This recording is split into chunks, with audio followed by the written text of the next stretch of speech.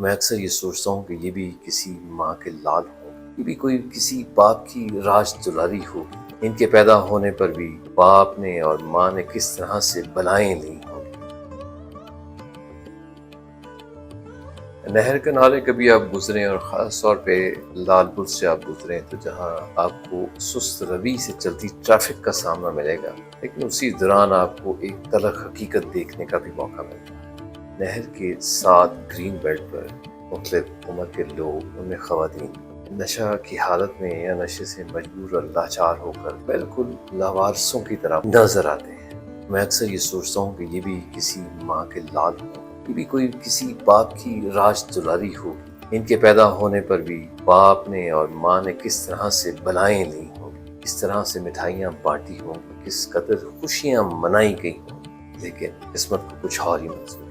اور کسی بھی گھر کے کسی ایک فرد کا بھی اس لت میں مبتلا ہو جانے کا مطلب کسی ایک شخص یا ایک فرد کی بربادی نہیں، پورے گھر کی بربادی ہے۔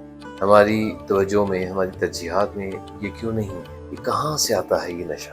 یہ کس طرح سے پہنچتا ہے ہر ایک گلی میں، ہر ایک ادارے کے اندر، ہر ایک بچے کے پاس کس طرح سے یہ پہنچا؟ درخواست ہے میری ان اداروں سے جو ان چیزوں کو دیکھتے ہیں، ان کو بہت سنجیدگی سے۔